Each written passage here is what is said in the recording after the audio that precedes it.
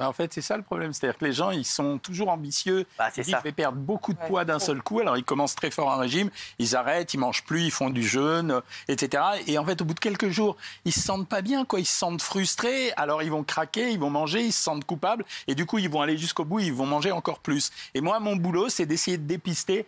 Benjamin, il me dit toujours pourquoi j'y arrive pas, t'as qu'à moins manger. Ben non, c'est pas ça. C'est-à-dire, il y a des gens, ils servent de la nourriture uniquement pour compenser autre chose. T'es malheureux, tu manges. T'as un vide affectif, tu manges. Tu te sens pas aimé, tu manges. En fait, il y a plein de gens qui m'ont raconté des histoires. T'es hyper mince. Non, mais c'est vrai, t'as pas de soucis. Un petit peu au ventre. Non, t'es bien là. Ah non. Mais je mange peu, hein. Ouais, je fais attention. C'est incroyable, tu vois. Non, mais c'est vrai, regardez Gilles. Vous vouliez dire que pour quelqu'un de soucieux, non, la ligne, c'est ce que vous voulez dire. Après, il y a des soucieux qui brûlent. Oui, c'est vrai. Ouais. Je brûle, moi. Je brûle.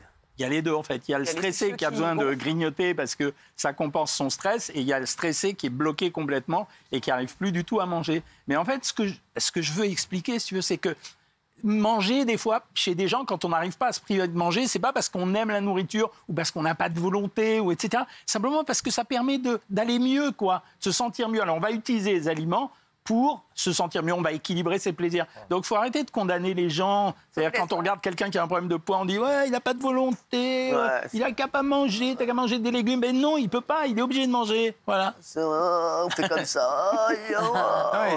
C'est aussi la nature, non? Tu vois, deux gamins à l'école, ils mangent la même chose, ils ont le même âge et tout le bordel. Il y en a un qui est comme ça et puis l'autre, il est comme ça. C'est pour ça que mon boulot, c'est d'expliquer tout. Ce qu'ils veulent, ils l'éliminent, quoi. Mon boulot, c'est d'expliquer tout. Il y a des gens, c'est hormonal, il y a des gens, c'est génétique, il y a des gens, c'est accidentel. Mais il y a aussi des situations où la nourriture, elle t'a aidé dans la vie. Ça veut dire, la graisse, par exemple, c'est un tissu de protection. Tu cicatrises avec la graisse. Si tu n'as pas de graisse, tu ne peux pas cicatriser. En réanimation, par exemple, chez les brûlés, si les brûlés n'ont pas de graisse, c'est très compliqué de les soigner. La graisse aussi, ça cicatrise. Le fait de prendre du poids, ça cicatrise les douleurs. Donc voilà pourquoi manger, ça peut cicatriser. C'est émotionnel, quoi.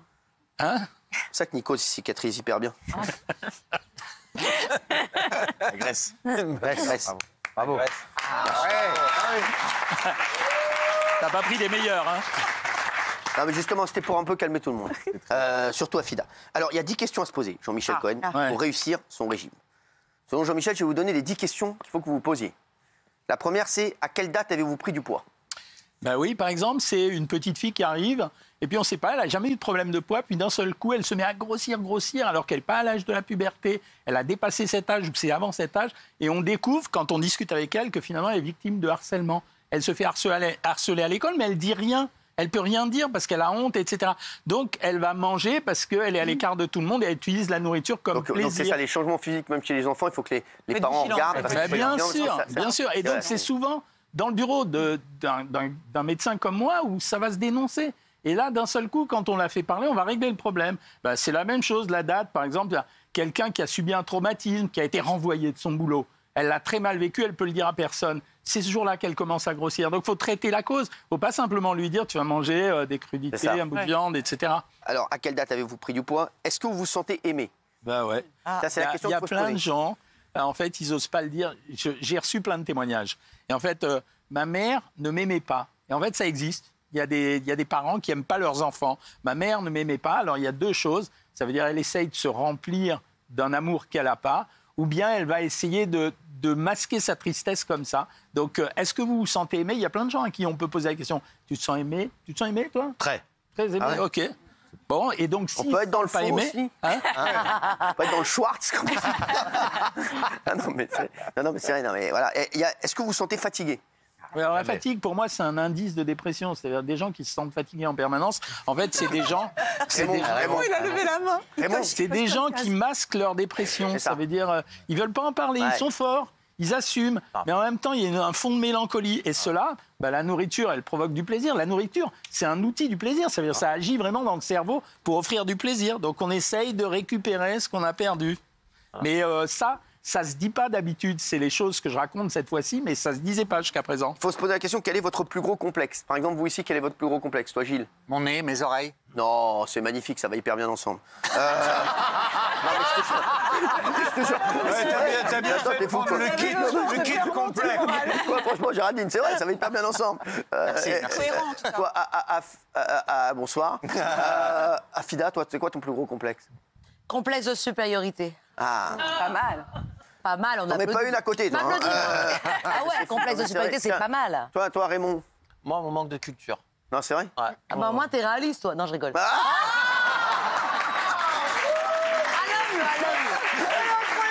Le bitch. Toi, c'est quoi, toi, Béatrice? Je suis pas vraiment de complexe, mais je fais Laisse-la, attention. et laisse-la, j'ai laisse-la. Mais l'américaine, là, j'ai pas vraiment de complexe. Mais j'ai elles sont tendance à parfaites. grossir si je fais pas attention. Je grossis très facilement. Donc C'est quoi, je fais toi, attention. Delphine? Moi, j'aimerais savoir parler mieux anglais. C'est ton complexe, On a comme on parle d'un quel pitch, complexe. Non, mais ok, on va quand tu aider, vas arriver chez le ok. médecin, j'ai pris 15 kilos, j'aimerais parler anglais, je sais pas comment. Non, mais t'es con, quoi. Parle de- Listen, I can be your teacher, darling. I can learn Non, you everything non. you want it. Come with me. Come with me behind, I will teach. Excuse-moi, On a ce qu'il faut. c'est bon, là, vas-y, là. Kate Blanchette, là, c'est bon. Là. Non, mais physiquement, j'aimerais avoir plus de fesses et plus de seins parce que moi, Eh ben contrairement alors, à toi... alors, bah, tu vois, bah, Contrairement à toi, moi, là, je par suis contre, tu quelqu'un- pourrais être sa teacher, là, en revanche. Autant en anglais, je suis pas sûr, autant là... Parce que toi, t'as dit, toi, t'es une fille qui mange beaucoup de protéines, beaucoup d'hamburgers et tout ça. Bah, moi, au contraire, je mange beaucoup de légumes. Bah oui, beaucoup ça de... se Eh, voit, c'est justement.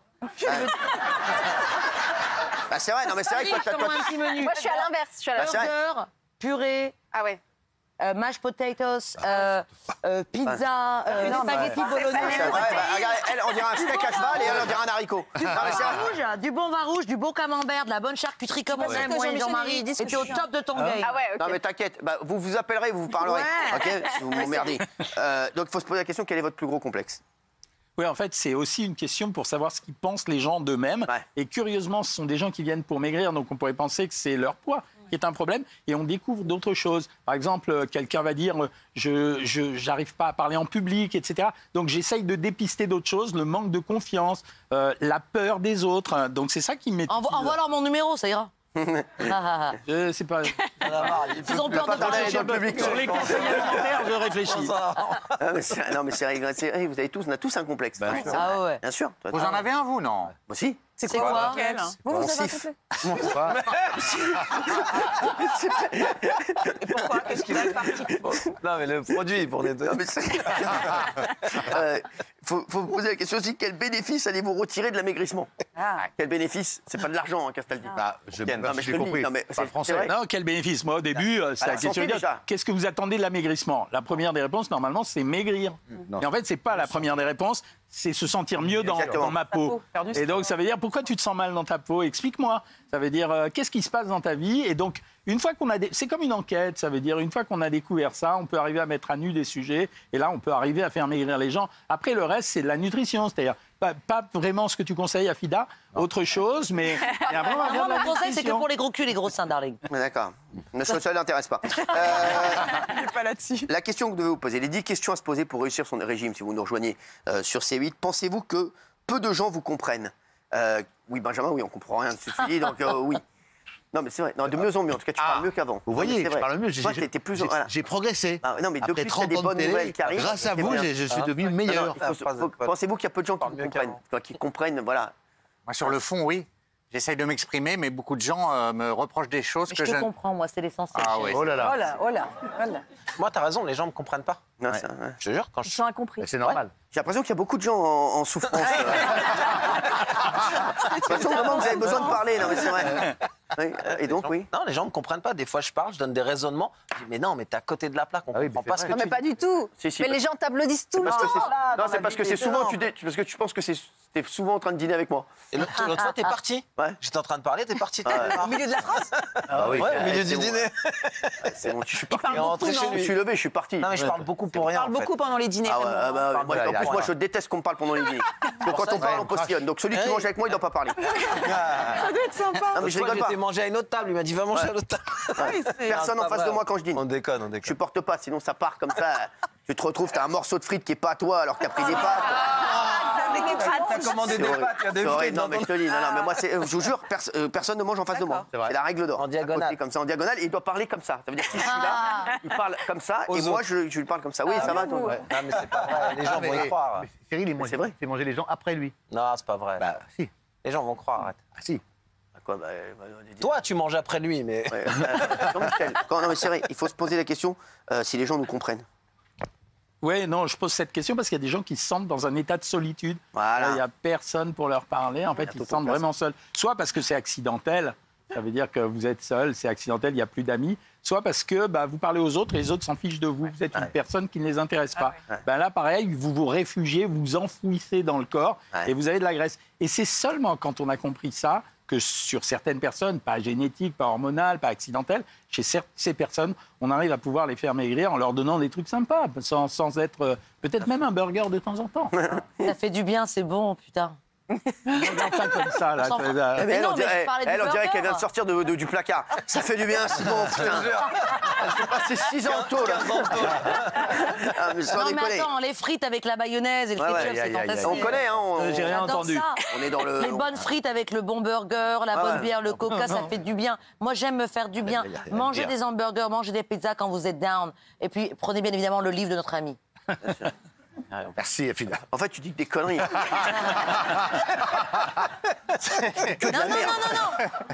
c'est pas des conneries, regarde, ça marche. Que de la merde. Ça marche grave. Êtes-vous satisfait de votre sexualité? C'est ce qui est la question que je peux se poser. Êtes-vous satisfait de votre sexualité? On passe à la prochaine. On passe à la prochaine. On passe à la prochaine. J'ai pas envie de vexer Benjamin. Pourquoi vous dites ça? Quel est le plus gros traumatisme que vous ayez subi dans votre vie? On passe aussi pour Benjamin. Non, c'est la question qu'il faut se poser aussi. Non, mais c'est vrai. Voilà. Taille de mon sexe. Non, mais non, oh là là. Non, mais Gilles, toi, tu te poses cette question parfois? Beaucoup. Et en ce moment, j'ai un petit problème, c'est que ça rejoint ce que vous venez de dire. Je commence à parler tout seul, à soliloquer et tout ça. Est-ce que ça, c'est ça. Et ça, je me demande si c'est pas un signe justement de traumatisme refoulé, de problèmes personnels. Enfin, je veux pas faire ma psychanalyse, mais tu l'as fait quand même. Est-ce que c'est un mauvais signe? Tu vois, ce qui m'est arrivé de temps en temps, c'est que je comprends pas pourquoi à un moment donné, quelqu'un a pris du poids alors qu'elle a 40 ans ou il a 40 ans, il s'est rien passé. Et en fait, tu apprends que cette année-là, justement, c'est pour ça que c'est important la date, cette année-là, l'appartement au-dessus de chez elle, ça a pris feu, ça lui a terriblement fait peur. Elle a cru qu'elle allait mourir, ou un déménagement, elle a cru qu'elle allait mourir. En fait, c'est un méga traumatisme. Et donc, derrière, elle a mangé pour oublier ce traumatisme, c'est-à-dire pour compenser ce traumatisme. Voilà. Et là, après, on va en parler. Tu vois, c'est le psy qui va régler ça. Mais moi, j'ai trouvé l'histoire. Et toi, l'autre dépressif Moi, d'avoir une jeunesse difficile, c'est mon plus gros traumatisme. J'ai couru après en voulant aller chercher des choses maintenant que j'ai pas eu quand j'étais petit. Donc, du coup, je cours après des choses, je cherche des choses. Tu te raccroches à la vie. Non, mais c'est vrai. Alors que ça se trouve, c'est de la futilité. Ça se trouve, c'est des conneries ce que je suis en train de faire. Ça se trouve, je suis pas dans le bon chemin. Je cours après quelque chose, à faire 2, 3 travails, alors que ça se trouve, c'est pas ça qu'il faut faire.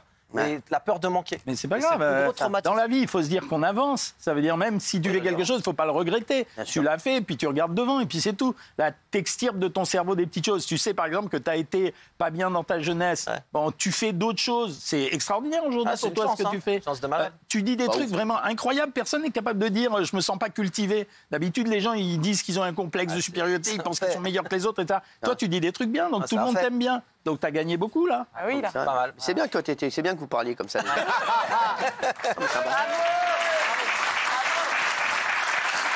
Je t'ai pas parlé à toi. Pour l'émission, c'est super. Non, mais c'est vrai, parce que tu vois, lui, il court après tout. Il court après le bus, il court après... C'est insupportable, quoi. C'est vrai, c'est vrai. Ah, lui, il a une fêlure. Il a une fêlure, je te jure, il a une fêlure. Mais c'est toi qui lui fais du bien, alors. Bien sûr, je lui fais du bien. Un pansement. Et mange avec lui jusqu'au bout, quand même. Déjà, je l'invite à dîner tous les soirs. Oui, je lui fais du bien. Hier soir encore, il a mangé avec moi. Mange tous les soirs avec moi. C'est une vraie histoire. Vous faites du bien à Jean-Marie, vous faites du bien à beaucoup de monde. Exactement, ouais. Mais c'est vrai. Ils ne connaissent pas ce côté-là de Cyril. Merci, Jean-Mi. Rien que de vous voir et de vous entendre, on se sent mieux. C'est vrai. Moi, dès que je viens vous voir, je me sens mieux. Quand je repars, je me sens mal. Ouais, mais c'est pas une raison pour rester tout le temps avec moi. Non, mais c'est vrai, c'est très sympa. Non, mais toi, je te fais du bien, Fida, aussi? Depuis des années, chérie. C'est vrai. C'est pas moi si je te gonfle pas. J'aime bien quand tu me gonfles. Ça dépend. Bien. Non, mais c'est vrai. Et vous, Béatrice, l'Amérique? Moi, j'adore. Merci. Évidemment, vous faites du bien à tout le monde. Merci. Vous êtes très sensible sous vos aspects comme ça, de toujours rigoler. Vous êtes très, très sensible. Très Tu me fais sensible. beaucoup de bien, surtout quand je te masse les pecs, j'adore ça. Moi. Ah, mais tu fais du bien aux gens qui regardent le soir. Dévoile pas tout quand même. Aussi. Alors, la question aussi à se poser, y a-t-il une situation qui revient souvent dans vos rêves? Gilles, toi, il y a une situation qui revient souvent dans tes rêves? Il y en a plein de situations qui reviennent. La pire, laquelle? C'est quand c'est le sol en ce moment qui s'ouvre sous moi. Des robes. Ah ouais. Une chute terrible et je m'accroche à des choses ou des gens qui disparaissent. Non, mais oui. T'es pas accroché à Casta? Non, mais c'est une chute sans fin. Ah ouais. Un mauvais rêve, ça, non? Non, ça veut dire, je suis pas le spécialiste des rêves, mais t'as peur de la mort? Ah si, vous posez les bonnes questions dans le livre. T'as peur de la mort? De la mort? Ouais. Bah oui. Ah oui. Bah non, t'es pas obligé. Excuse-moi, il a tiré il y a 2 secondes la carte avec la faux, là tu lui demandes s'il a peur de la mort. Les mecs, à mon avis, à ce rythme-là, lundi il fait le 20h45. Lundi c'est une spéciale avec des images de Gilles Verdez derrière, et puis voilà, non mais c'est vrai, je le connais, je vais arriver comme ça. L'angoisse. Gilles qu'on adorait, qui... Non mais Gilles, c'est vrai quoi, mais c'est vrai, et ça c'est un signe ça. Bah, j'ai souvent l'impression. Et c'est quand c'est difficile que ce rêve-là revient. Ah ouais. Donc c'est exactement votre question. C'est fou ça. Mais Qui fait des rêves comme ça? Des rêves aériens. Les psys ils disent que tu sais, quand tu cours, et puis que tu rames de plus en plus, quelqu'un te court après, et lui, sans effort, il te rattrape. Ouais. Et bien, ça veut dire que tu as envie d'être rattrapé, en fait. Ah ouais. Ah ouais. Mais c'est vachement intéressant. Alors que très, c'est pas ton impuissance, c'est qu'en fait, tu as envie qu'on te rattrape, alors que c'est un cauchemar. Raymond, toi, alors, parce que c'est important, t'es quand même le... Moi, souvent, je rêve d'un truc, je suis en voiture à la montagne, je fais marche arrière, et en fait, il fait nuit, et je tombe dans un ravin avec la voiture. Alors ça, me fait comme un grand 8. Ça fait comme un grand 8, la sensation du grand 8, et après, je suis dans l'eau. Je nage, je ressors de l'eau, et je suis au milieu du Parc des Princes. Ah ouais. En fait, c'est le mec qui avait envie de faire une carrière dans le foot, quoi. Je nage, et après je tire la chasse d'eau et hop, je disparais. Jean-Michel, et ça c'est un rêve qui fait souvent. Donc quand on fait des rêves qui reviennent souvent comme ça veut dire quoi pour le... C'est une préoccupation qu'on a dans son cerveau et en général on la transforme. C'est-à-dire qu'on ne voit pas l'événement direct, on va transformer ça et en fait il faut qu'on l'interprète pour savoir à quoi on pense réellement. Je vais dire pourquoi, parce que lui il adore les voitures, il aurait rêvé d'être joueur de foot. Bah oui, bien sûr. À un haut niveau. Mais sans rigoler, c'est vrai. Peut-être. Et il est poisson, donc il est poisson, donc il va dans l'eau. Mais non. Mais bien sûr, mais c'est tout. Bah oui, c'est tout. Regarde, moi je rêve souvent. Non, sans charrie. de paddle. Moi je rêve souvent que je suis en finale de Roland Garros. Bah oui, c'est Je vous jure que c'est vrai. Voilà. Et ça, je te comprends. Châtrier, on vous acclame et tout. Exactement. Et je me réveille le matin, je suis chez moi comme un con. Mais ça fait du bien. Oui, monsieur. Moi, depuis que vous m'avez dit que je rencontrerais votre fils, je rêve de ça, mais je l'ai toujours pas rencontré. Alors, il a... C'est vrai, il est là.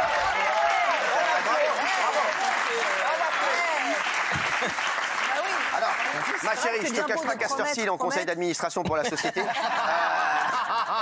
Il a déjà 10 ans, il faut que ça démarre vite. Mais la semaine prochaine, il sera là. Voilà. La semaine prochaine, il sera là. Donc, faut que je revienne la semaine prochaine. Ah oui, t'es obligé. Forcément. Ah, bah alors là, faut voir avec maman et papa. Hein. Ça fait de la T'inquiète pas, mon fils va appeler ton père. Tout va bien se passer.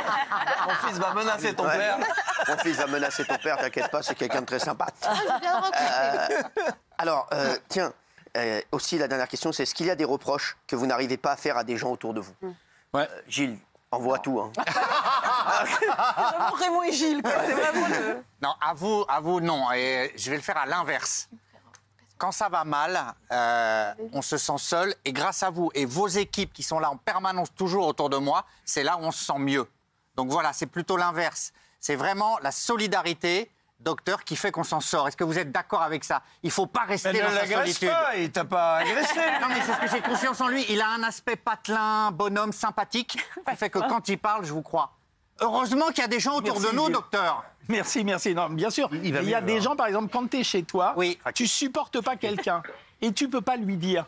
Par exemple, je parle pour ces gens qui ont besoin de la nourriture pour compenser quelque chose. Tu supportes pas ton patron, par exemple. Et moi, tu je sais lui dis que que tu je peux rien supporte dire. pas au mec. Oui, mais t'es viré, toi. Non, je suis pas virée, donc, je suis réelle. Et quand je supporte pas, je dis I don't want to see you. Non, mais Ça fait il y a du des bien fois, de tu peux pas le s'exprimer. dire. Mais si, il faut le dire, il faut le dire. Tu peux pas le dire, et dans ce cas-là, si tu peux pas le dire, tu refoules tout ce que tu as envie de lui mettre dans la gueule en toi, et tu vas manger, et ça va servir à ça. Voilà. Non, mais ça va, je suis pas ton patron. Qui refoule ici Raymond. Non, tiens, je te repose la question. Est-ce qu'il y a des reproches que vous n'arrivez pas à faire à des gens autour de vous? Moi, j'arrive pas à faire des reproches à mon meilleur ami. Parce qu'on a grandi ensemble, on a le même parcours. Et lui, il a une carrière, il est directeur de centre de formation. Il a une maison qu'il a déjà payée. tout est bien. Il a une belle voiture électrique, tout est bien. J'arrive pas à lui faire des reproches. Il fait mes déclarations d'impôts, il sait tout faire. Il faut faire une cloison, il fait une cloison. Il faut faire de la plomberie, il fait de la plomberie. Je me vois pas. Rien à lui reprocher. Mais je me vois pas aller lui dire. Là, par contre, t'as merdé sur ce truc-là. Je me dis, il fait tellement de trucs bien. Qu'est-ce que tu vas lui faire chier à lui dire? Je veux pas le Je lui décevoir, dis la c'est ton vérité, ami. mais j'ai du mal à faire des reproches. Même avec vous, par contre, vous c'est pareil. Je vais pas vous dire que je vais faire comme reproche. Je vais vous dire quoi? Je vais vous dire. T'es un sale con. Ah oui. Bah vas-y. Essaye. Vas-y, hein, vite ton sac, mon vieux. Vite ton sac, hein. Non, mais vas-y, hein. Mais non, il y a des gens comme ça où tu dis qu'est-ce que t'as fait toi par rapport à lui pour lui donner des leçons. Il y a des gens où tu dis ça va rien dire. Hein. Mais tu peux dire la vérité. Tu peux dire la vérité au mec, mais le reproche, c'est un truc encore. Si le mec va très. Ouais, mais quand c'est un parent, par exemple, quand t'as peur de la ton père ou réponse. ta mère, et qu'en fait, par exemple, je connaissais une fille, elle était célibataire, elle était obligée de s'occuper de ses parents. Elle n'arrivait pas à leur dire ça me pèse, en fait. Vous voyez ce mot, ça me pèse. Ça me gonfle. Moi, la dernière fois, ça me gonfle. La dernière fois, je vous jure que c'est vrai, et je te le dis, Jean-Michel, non, c'est vrai, c'est un truc qui m'a marqué. J'étais chez ma mère. Et j'ai pas osé lui dire que les boulettes étaient trop salées. Et t'as raison. Du coup, t'as pris 4 kilos. Non, mais T'as raison. C'est pas sorti. C'est pas sorti. C'est vrai, elle lui aurait fait de la peine en plus. Pas sorti, bah bien sûr. Bah oui, on veut pas. On a la même histoire. Hein. Non, c'est vrai. Non, mais on a la même histoire. Moi, j'allais chez ma mère, je lui disais pas trop gras les boulettes, pas trop gras les boulettes. Elle me disait, il y a juste un filet d'huile. J'ouvrais le couvercle de la marmite. Les boulettes, c'était comme des navires sur l'eau. Et je disais, bon, ben non, il n'y en a pas beaucoup. Mais en fait, il y en avait 3 litres, quoi. Delphine. C'est vrai que. Parler de boulettes, c'est Non, très non, bien, c'est mais bien moi, que par tu exemple, j'ai jamais eu de soucis de poids. J'ai toujours été très, très, très fine. Mais par exemple, pendant mon année Miss France, j'étais pas très bien dans ma peau parce qu'effectivement, c'était compliqué vis-à-vis des gens, vis-à-vis même de l'organisation Miss France. Et j'ai pris 5 kilos. Je n'ai jamais été aussi épaisse que quand j'étais Miss France. Et effectivement, tous les soirs, je rentrais, je mangeais, mais à me faire mal au ventre. Mais Ouais, tu c'est sais, vrai. ça sert à se protéger. Ça met une distance avec les autres, la graisse. Et c'est pour ça que les Miss, À un moment, généralement, l'écharpe, elle arrivait à c'est pour ça que les Miss, pendant l'année, généralement, elles prennent du poids, elles sont un peu plus Mais tu épaisses vois, parce que c'est depuis qu'on en difficile parle, à t'as gérer. compris ce truc-là. Tu viens de comprendre ça. Ça veut dire que. Et je viens de comprendre là maintenant, oui. Voilà, merci. C'était ce que je voulais faire. Ah, t'as déjà un peu perdu, là. Jean-Michel, c'est toujours un bonheur. Jean-Michel Cohen, maigrir, pourquoi j'y arrive pas? Ça, c'est nouveau, ça. Qu'on se pose des questions, vous avez vu, hein? Ça fait beaucoup de bien. Exactement. Bah, n'hésite pas à aller le voir en consultation.